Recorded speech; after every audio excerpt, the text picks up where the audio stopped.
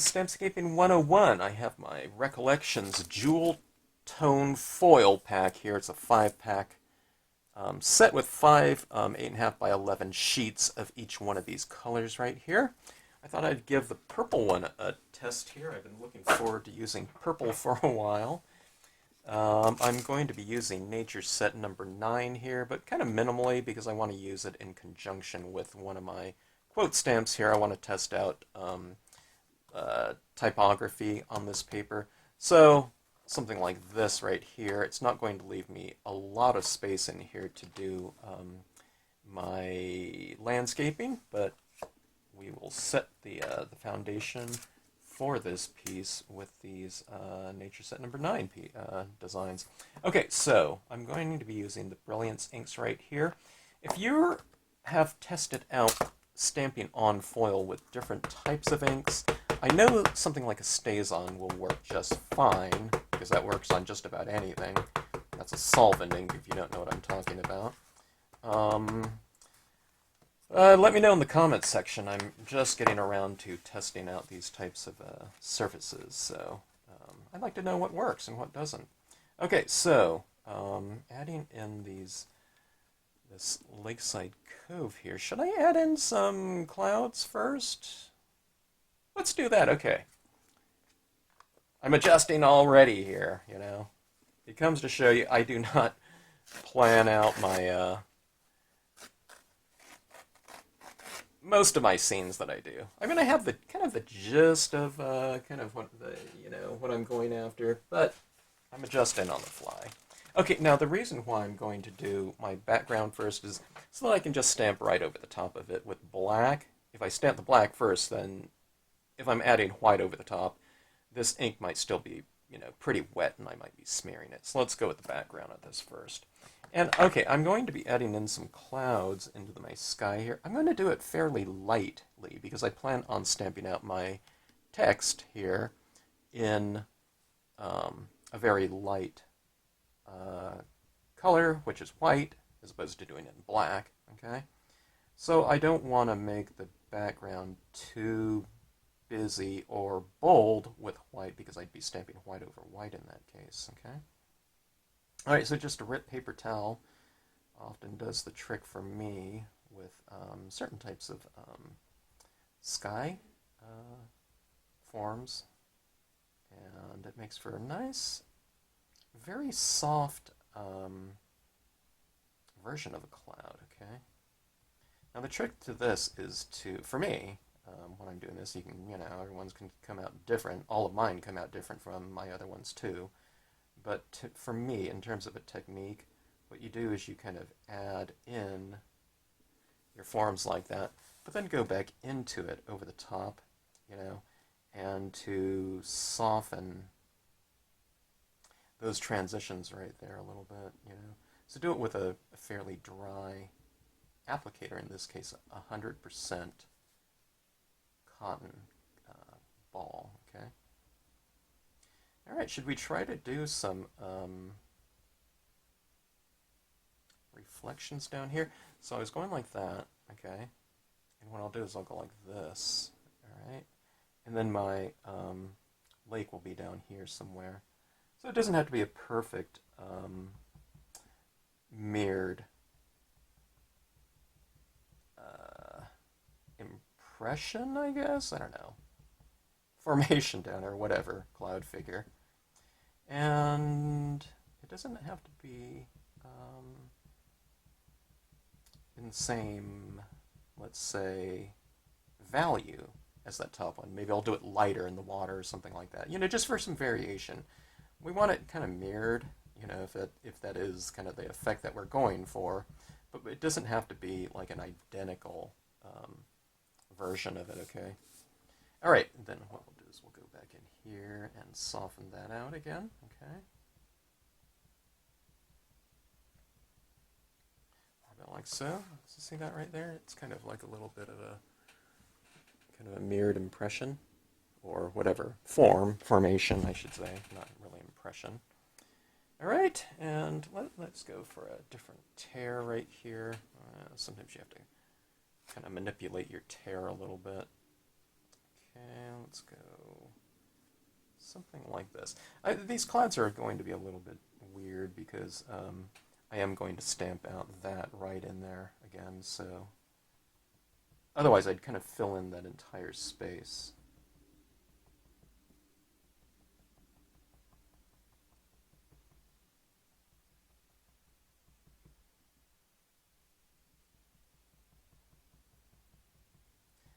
Okay, there we go, like so. Fill this in a little bit, connect those two up. You can use all kinds of different kind of tapping methodology. I mean, it's subtle right here, but see, I might do a little bit of like pulling too, like this, to kind of spread ink out. You don't always have to just go up and down. You can use kind of both. Like sometimes I'm kind of going like this. I'm doing this like this little, I don't know, 1 centimeter kind of drag, maybe. Okay, I'll go like this here. A little subtle reflection down here.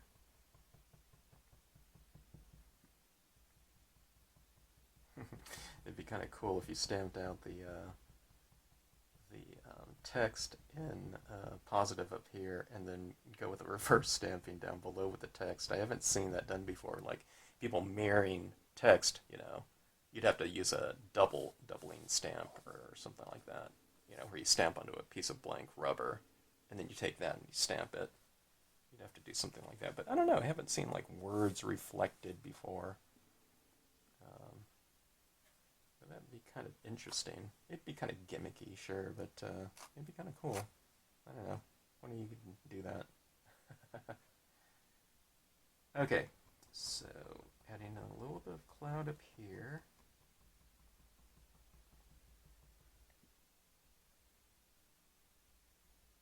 The 100% cotton balls just work better. I don't find that... Now, so you can kind of move your mask as well. It doesn't have to be stationary. It's not like a plastic template, you know. These ones you want, you know, soft. So if things are moving around and not exactly perfect, that's, you know, it's all for the best, really, because it makes it look even softer with the edges, you know, not defined.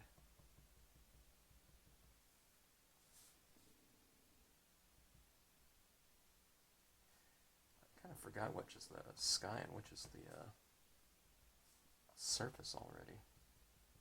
Which means to say that you can use either side for that.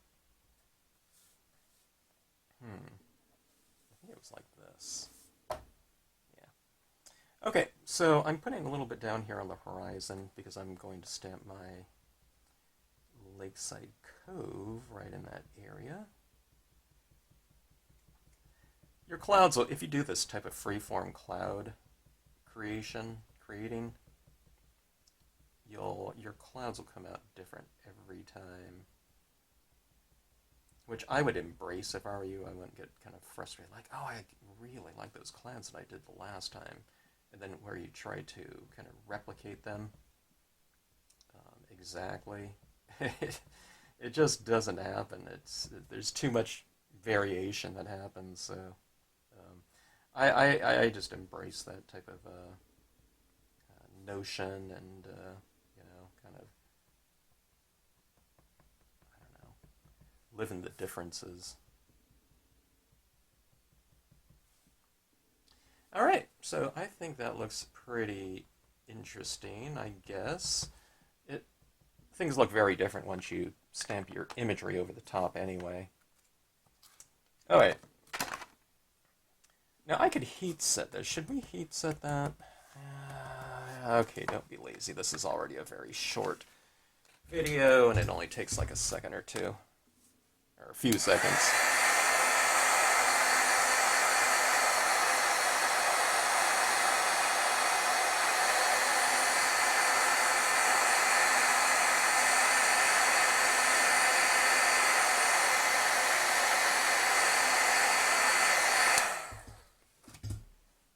heat set it all the way, I can tell it's still pretty damp, but when it started to bow on me, that's when I thought, okay, I'm going to stop right there. But you just counter bow it like this. This is some really cheap, you know, paper right here. So it's really quite thin, and it will bow on you with heat setting, most likely, unless you have it taped down or something like that. Okay, so I'm wiping down some of this area down here so that it transitions from a real wet impression up here to kind of medium to dry down here. And that's because I don't want this kind of straight line to be right in here. If this is going down here, then I just keep the line in. But there's a reason for that line. It's so we can create kind of shading and develop light in there. But on these videos, I show what you do with kind of wiping off of edges to create kind of transitional tones within your impressions, and that's what has been designed into your stamps, which you don't have to do, but I would take advantage of that kind of aspect of the tonal designs, you know, in terms of creating multiple values inherent in the designs, okay? So anyways, there we go like that. Alright, and I can wipe off the bottom down here again, about like so. And then what you're going to do is you're going to overlap into this, about 1/8 of an inch to 1/4 inch or so. You can go higher, lower, or on the same level.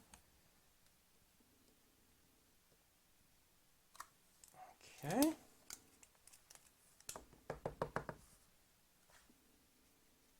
I don't even know if you need to wipe off. This is such a dark paper. I guess I am stamping it over my white, though, so it is lighter than, you know, deep purple. Right here, okay. Let's get our little line right there. See that mirrored aspect of it?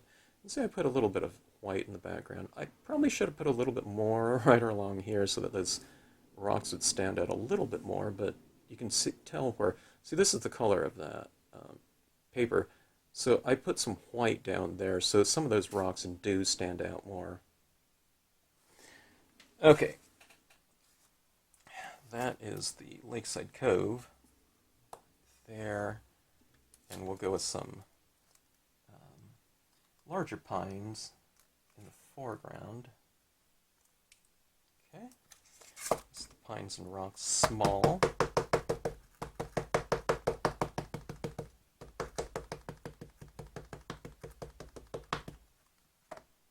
And we'll go right and left and maybe a little bit down the center. So just using a partial stamp, you know, because I have some of it going off the page, and that's what you do with the landscape stamping, scenic stamping. You could center something like that, and that could be a kind of more of a central focus, but you can also use just portions of the stamp for your needs.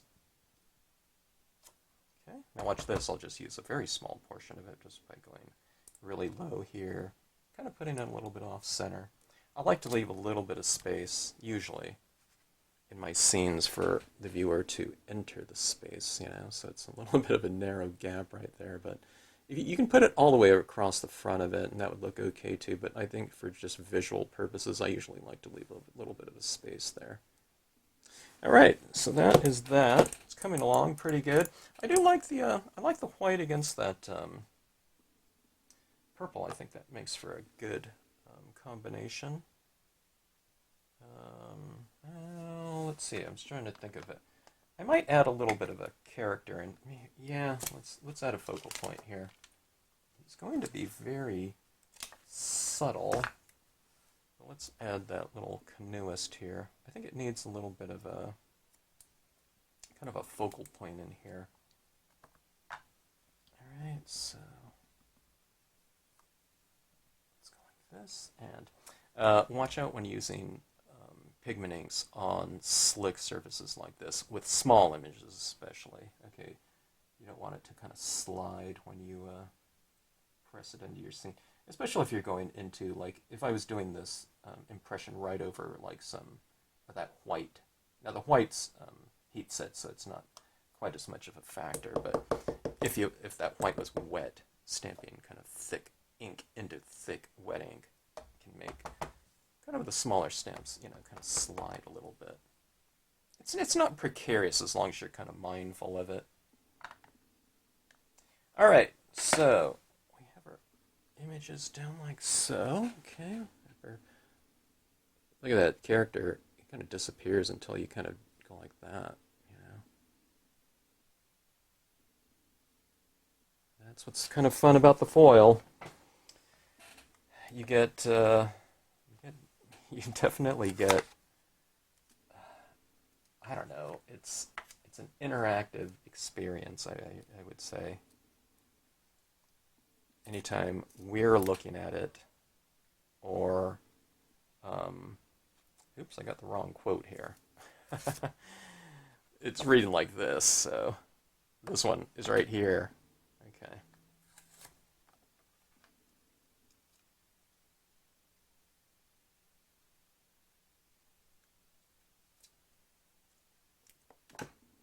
Okay, is that even going to fit? I don't think so. I think this white's going to stand out quite a bit, though, so we'll want to kind of add some additional white in here somewhere just to kind of balance it off. It'd be kind of cool to do this on a blue scene and to kind of splatter paint some white in there for snow, or just use a white pen. All right, now I'm not going to do a test print of this, although some of this looks a little bit blobby. I re-inked this fairly recently, and it looks a little thick in some areas. Maybe I didn't do a good job kind of adding a kind of an equal amount across that pad, but let's just stamp this out. These are all kind of experiments. Yeah, I want it to come out, sure, but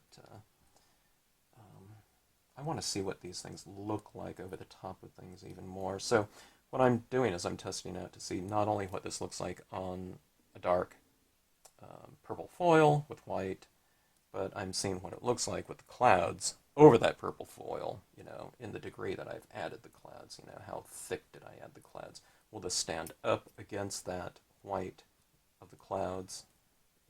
It needs to, otherwise, you can't read it. All right, so I think that looks pretty good. It's a little bit translucent on some of that letter form. And in the center there, I probably could have pressed a little bit harder. But otherwise, I think it's totally readable, so it's not any big deal. And I think it looks pretty good in there, like that. Okay. But again, that white really stands out against that. So what I'm going to do is I'm going to kind of balance that off a little bit more. We need some other elements in this piece that are the same value as that white, or kind of similar. It could be fairly subtle, but it needs something.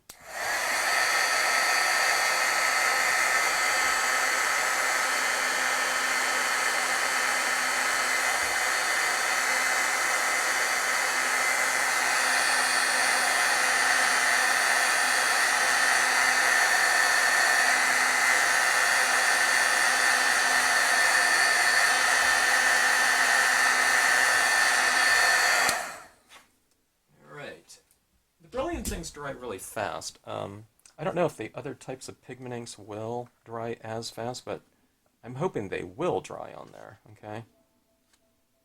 So let's try some of this out. Let's take our white paint pen that's perfect for kind of subtlety.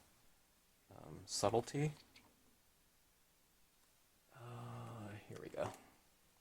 Looking for my white paint pen. Always going to have to shake these up before each use. I'm not quite sure where I'm going to add it yet, but we'll see. Okay, now here's some of that white, my cotton ball again. I think what I can do is I can kind of, let's make that a smaller kind of surface by kind of wadding it up a little bit more.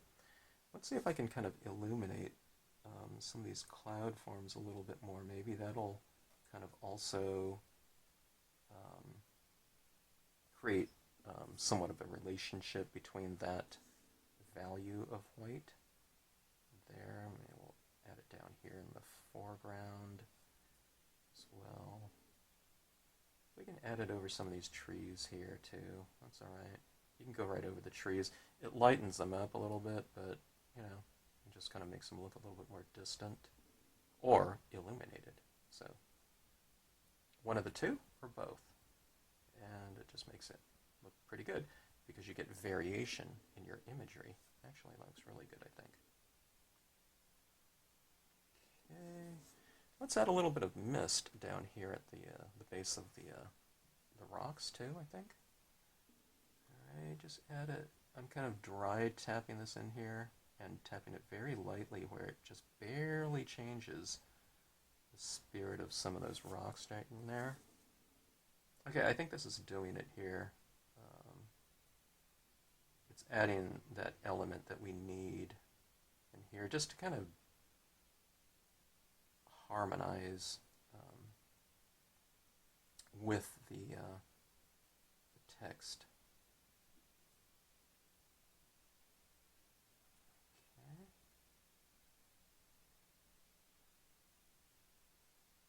Put some of this in between these trees. Heat settings really change things for me. I don't know. I did try it a little bit, but I think I was, I don't know, it was just a little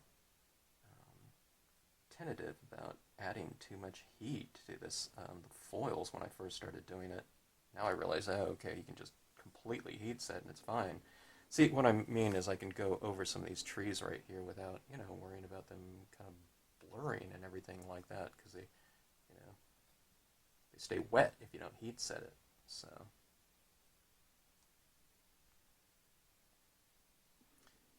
Alright, I can even add it over some of my little canoeist down there. Alright, and let's go into it with a little bit of white paint pen. Okay.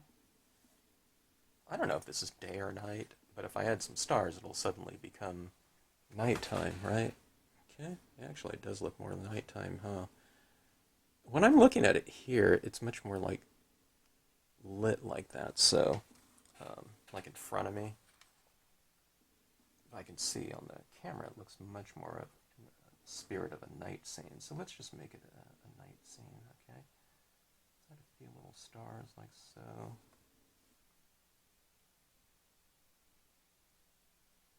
I'm not going to add a star right in here because it would look like I'm dotting something else, you know, one of the letters. Okay, something like that. Those little dots and stars, that kind of creates a little bit of continuity between, you know, the letters up there. And let's do a little bit of lighting on my rocks. I'll put a few little dots. It's a dark surface, so I'm not going to be adding too much of this in here.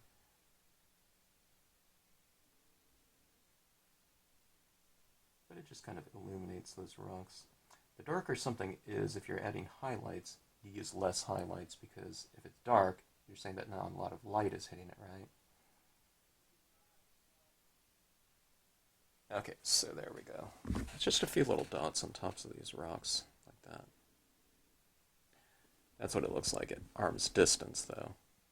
Just some subtle highlighting. You can see it really stands out like that, though, if you look at it real close.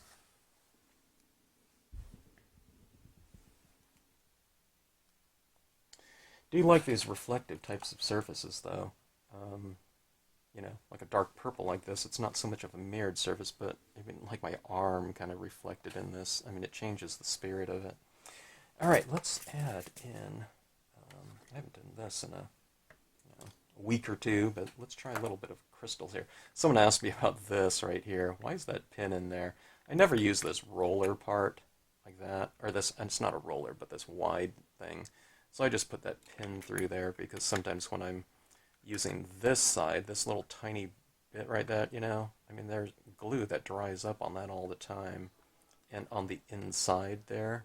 So I just take that pin, I just poke it right through, and it gets it flowing again, rather than me going and looking for a, you know, little push pin or something like that every time I use it. All right, let's see. I'm going to put this on a, I don't know, let me grab a scratch piece of paper. It's all scratch, but just grab this one right here. Okay, just get a little bit of glue out like so, and I'm going to use a toothpick right here. And I'm not going to put too many crystals on here. You know, like I said, there's just not a lot of real estate on here for very much of anything. So I have a couple stars on that side, and how about one star on this side.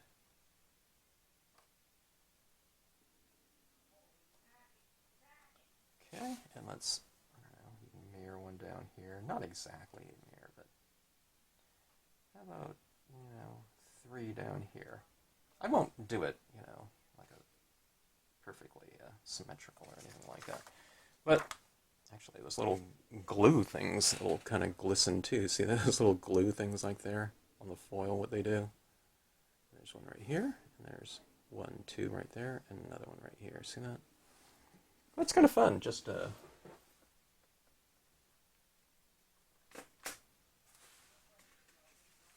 working the glue. Okay, now I happen to have these purple ones. Someone told me recently what they do.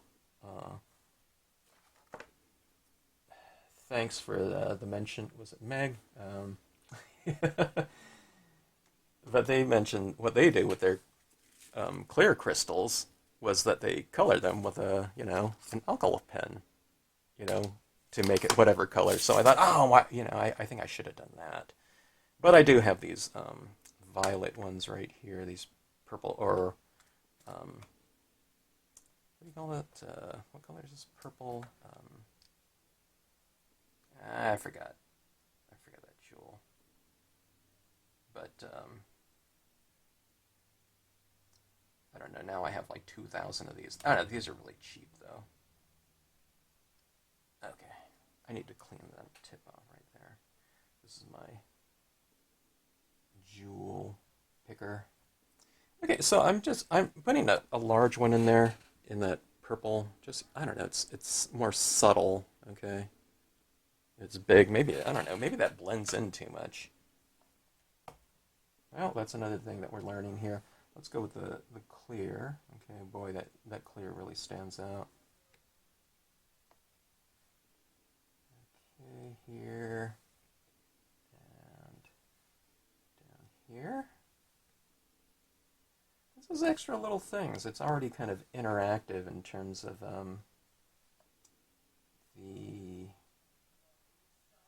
let's take this one up. Here, that one's a little bit too subtle. I'm going to grab my big picker side. Oh, that's not coming off. There, it came off. Okay, purple against purple. That's a little bit too subtle. So let's go with the clear. The clears are my favorite so far. Although I do like the gold one for my gold cave piece. But see, this is already kind of interactive, you know, with people kind of taking that foil aspect, but then you have that extra little twinkly type of touch in there with the crystals on there like that. See that? I would do them you can do them in like a little constellation or something like that too. Okay, so anyways, that's a pretty quick scene right there. And I don't know, I was fiddling around. I think you can do it in probably, I don't know, 25 minutes or something like that. But I didn't do any shading on this, and I think, you know, we could have done that with a little, after stamping that in black, we could have added a little bit of shading down there. I don't think it really needs it, though, you know. I think it looks fine as is. But I think the text looks pretty good on here. And this real cheap foil, you know, this reminds me of, I guess, what it is, you know, it made sense. I thought, oh, this feels like aluminum foil when I'm bending it back, because it bends back if it curls so easily. So these ones right here, just sitting on my desk, are already starting to curl, doing nothing, but you just kind of bend them back like that, and it bends just easily, and it has this really cheap kind of coating on there, you know. Ideally, you'd want it a little bit thicker, but for the price, you know, this is perfect. And, you know, this is pretty flat. After heat setting, what did I heat set? Twice? 2 or 3 times during the course of this one, so not too bad. So just it's just a really simple application right here. I think this composition here might look pretty cool too if we just stamp these things out. Maybe, well, you can add the clouds or not, but stamping this in maybe like a silver or something like that I think would go really well. All right, so let's take a look here and look at the subtle little details. Going over this with white like that, and down here, don't you think that kind of changed that whole spirit? It kind of enveloped our cove there in the mist that's also in the background. So you have the mist in the foreground, right? Because we stamped it over the black, or tapped it over the black. But see, I tapped it over it very thin, in a very thin layer. So you don't want to take this and go with a big glob of it, okay? So that's the big trick of doing this. This is all easy to do, but anytime someone says, yeah, it's harder than it looks, it's because they go into it, and in their pad, you have to be careful that this isn't so sopping wet. So it's sopping wet, and it's like, okay, you're supposed to tap it off twice, tap, tap, blob, okay? So you really just have to make sure that it's going on in a very thin layer, and you build up something like this with, I don't know, maybe 200 taps or something like that. You know, it doesn't take that long. It's not like 1 tap a second or something like that. You're just going like this. And that was like 15 taps probably like there. And then you just kind of build it up. But after you stamp these out, I wanted it a little bit lighter up there, so you just add more at that point in time. So there's no point in time when you can't go back in there. In here, it's tapping it around, and you're really making use of the lighter forms of this white ink application right here. See? This is white against white, but it's really not white in this area. It's kind of more of a dull purple because I put a very thin layer in there. So see how that kind of creeps in the background like that. I think if it was all just kind of, if this white wasn't overlapping into those clouds a little bit more, it wouldn't be as integrated like that. And see down here, you know, and around here too. I mean, one of the things that maybe I could have done too is I could have made those kind of stars that will twinkle with a little bit of pigment ink glow around there. Look at that. You really can't see that little canoeist at all. I should have stamped him over the top of some of this white, and he would have stood out more. So right now he's just like a very subtle addition. All right, but see here, instead of have it being kind of a black, a darker black impression of it, it's a little bit lighter. But I think that, you know, works, you know, fairly well as far as kind of integrating that type of tone into the foreground trees there. Okay, so anyways, fun stuff with dark purple ink. That's my first one on here. Really enjoyed it. Purple foil, I should say. Purple foil surface. Look at that. I love doing this right here, where the light is off of it, and looking at that, and how it looks with. It's just so much fun. All right, purple foil test experiment number 1 done. Thanks for watching the video. Hope you enjoyed it. If you like these videos, please don't forget to hit the like button on them. Really appreciate it. Okay? All right, thanks again.